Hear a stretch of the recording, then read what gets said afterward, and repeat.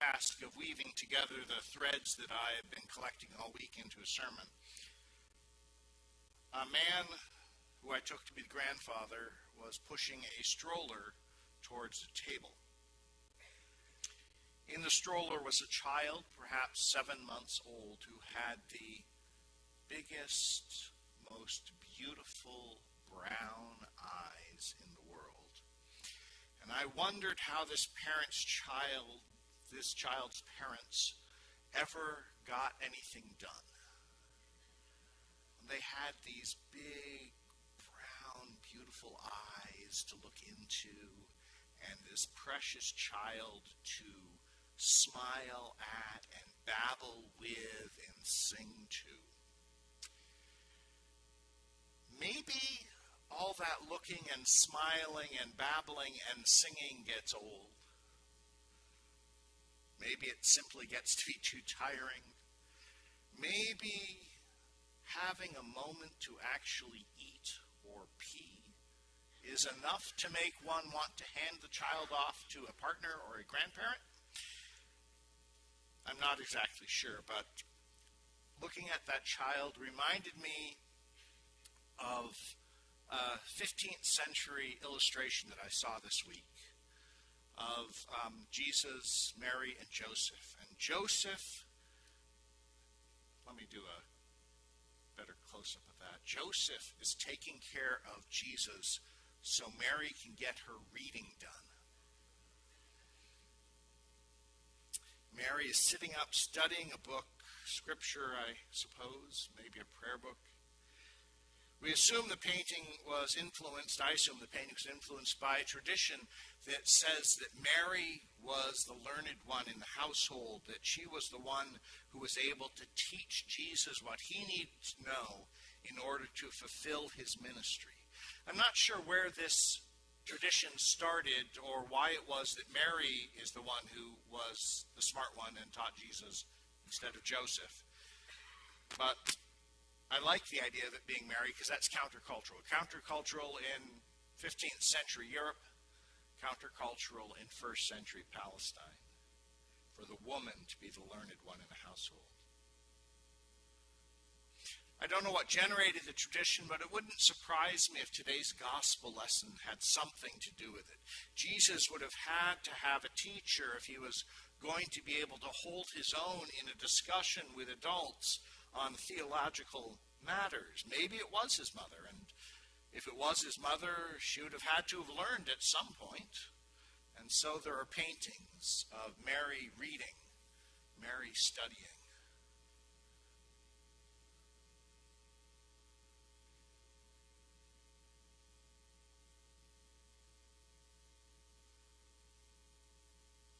They are, of course, anachronistic. Mary is dressed as a wealthy European when historically she was a peasant Jew from Israel. And historically she was almost certainly illiterate. If Joseph was able to read, it would likely have been only enough to read a passage of scripture maybe. And that's sort of the level of literacy that Jesus has in Luke's gospel. He goes and is able to find a passage in the scroll of the prophet Isaiah and to read it. Still, it's fun to imagine what Jesus' childhood might have been like. There's actually a very short non-canonical book about Jesus' childhood called The Infancy Gospel of Thomas. It includes a story of a 5-year-old Jesus playing in the mud, molding sparrows out of clay that's there in the mud. And an adult sees him and then goes and complains to Joseph that Jesus was making clay. Now, it's fine that Jesus was making clay, except it was the Sabbath, and making clay is work.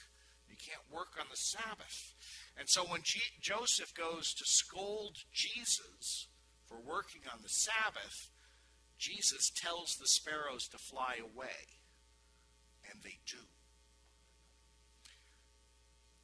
I guess removing the evidence that he made clay or something. I'm not exactly sure, but I love the image. This is a drawing that was made several centuries afterwards. As I imagine Jesus' childhood, I imagine Mary and Joseph practicing what today would be called free-range parenting. I suspect you've heard of free-range parenting. It's counter to helicopter parenting.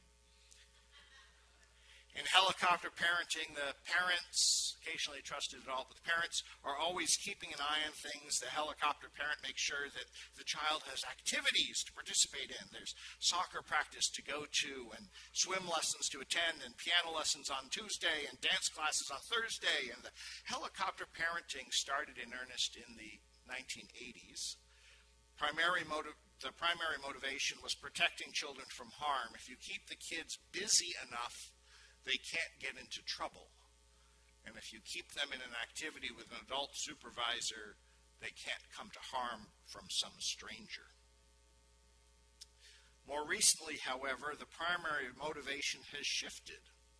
According to a recent article in the New York Times, while this kind of intensive parenting, constantly teaching and monitoring children, has been the norm for upper-middle-class parents since the 1990s, new research shows that people across class divides now consider it the best way to raise children, even if they don't have the resources to enact it. According to the article, the primary motivation for this style of parenting is no longer safety. It is now economics, economic anxiety. For the first time, it's as likely as not that American children will be less prosperous than their parents, the article says.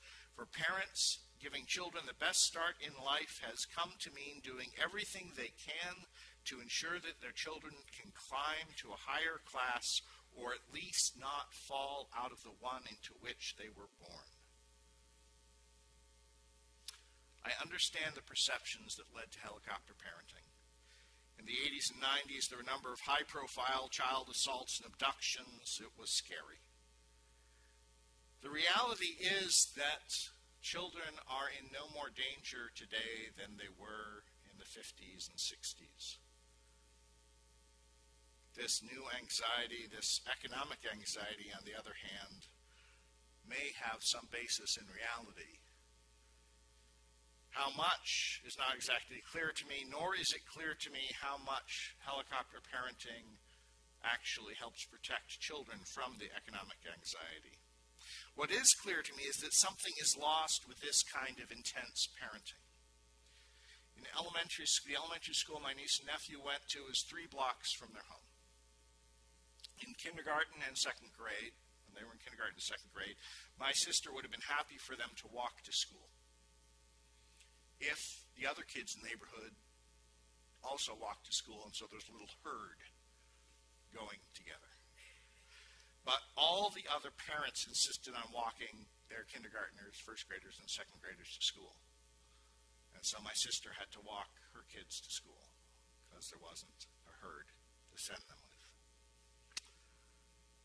And so my niece and nephew never got to negotiate those early childhood relationships that happen on the way to school when there aren't adults around to help them figure it out. Free-range parenting is a very different philosophy from helicopter parenting. In free-range parenting, parents willingly step back and allow their children to explore the world without constantly hovering. No doubt some of my support for free-range parenting comes from nostalgia. I quite enjoyed my childhood when my friends and I could ride around on our bikes in the neighborhood, provided I was home by 6 o'clock for supper. It was New England, so it was supper, not dinner. In the winter, I could go drag my sled across the street up Edgewood Road and go sledding, sliding down the hill over the jump that we would make from the snow piled up at the end of Joan Fox's driveway. And I could do it until I was too cold to keep doing it. I also support free-range parenting because it instills a sense of freedom, of self-reliance, and resilience in kids. I'm with the proponents who say that free-range parenting increases self-confidence and self-sufficiency. It increases levels of active play, which in turn helps combat the negative health effects of childhood and adolescent obesity. And it improves social skills. Yes, the absence of the village, the absence of that sense that the community supports the parents, makes free-range parenting harder than it was a generation or two ago. And yes, there is always the possibility that some well-meaning person will call the police or CPS because these children are out without supervision. But I still say yes to free-range parenting. I'm not alone in that. In Great Britain, they are actually designing playgrounds that are dangerous. I know what's going to happen when that kid lands on that lever, that pile of bricks. Can you imagine a playground with this sort of a pavement? But they're designing playgrounds that have some risk to them so that kids can learn to manage risk. I bring all this up because I don't want anyone to call CPS on Mary and Joseph. It could be that Mary and Joseph practiced free-range parenting. He was 12. I assumed that he knew the plans. We're all leaving Jerusalem. Be there by, whenever the group was taken off. And so he's going to show up like he's supposed to. He's a good kid. And when they discover that Jesus isn't there, they go looking for him. When they find him, when they track him down in the temple, Luke likewise describes a very human exchange. Do you hear the exasperation in Mary's voice? Child, why have you treated us like this? Your father and I have been searching for you with great anxiety. That's Mary, meek and mild, right? Jesus' response, my parents would have said that's talking back. But then I think one of the things that Luke is doing is marking the beginning of a shift in relationship between Jesus and his parents. In the beginning of the story, this is a subtle thing, but at the beginning of the story, Mary and Joseph go to Jerusalem with Jesus. And at the end of the story, Jesus returns to Nazareth with his parents. At the end of the story, Jesus is the subject of the sentence about journeying.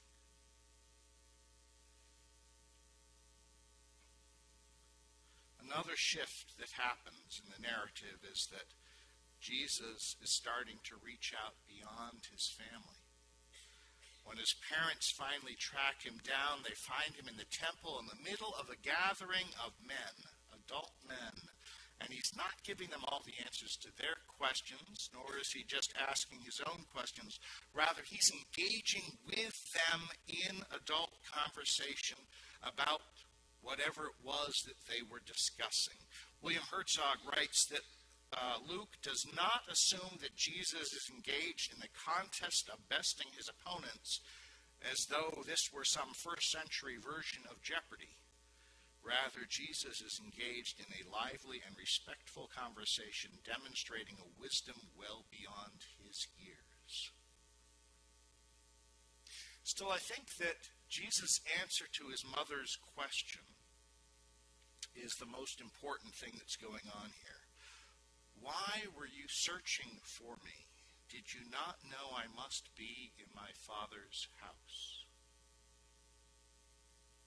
There are echoes at the end in this story about the end of Luke's gospel. After 3 days of looking for Jesus, they find him in the temple. 3 days. 3 days between Good Friday and Easter. Anytime you hear 3 days in the gospel, it's a reference to resurrection. And they're in the temple. Jesus is in the temple. At the end of Luke's gospel, Jesus is going to go to the temple and he's going to drive out the money changers, and that's going to get him into trouble and going to get him killed. My Father's house, he calls the temple. Borg and Crossan say that this is the most important part of the story because it identifies who Jesus is. In chapter 1, Gabriel tells Mary that her son will be called the Son of the Most High and the Son of God. In chapter 3, at his baptism, God announces from the heavens, "You are my Son, the beloved, with you I am well pleased." And in between these two heavenly proclamations, here in the temple, here in chapter 2, Luke places the statement on Jesus' own mouth. Luke's Jesus is fully conscious of his divine status. He's talking to his parents when he says it, but he's saying it in public. He is God's Son. Luke doesn't craft an additional story to tell us how Jesus came to this conclusion, how Jesus came to this self-understanding. But I can't help but wonder if being free to explore who he was in his childhood might not have been a key to that. If Mary and Joseph were free-range parents, might not Jesus' own exploration of the world help him reflect on his place in it? I think the freedom to make choices, including maybe even especially bad choices, and still experiencing God's love is an important part of my spiritual journey. I think having and taking the opportunity to explore nature, to explore culture, to explore my own psyche has helped me understand who I am in the relationship with God. And while Father isn't my personal preferred way of referring to God, I'm thankful that I've never experienced God the Father as a helicopter parent. Anyway, that's the sermon cloth I've woven this week. That's what I've been pondering. And maybe you'd like to think about it for a little while too.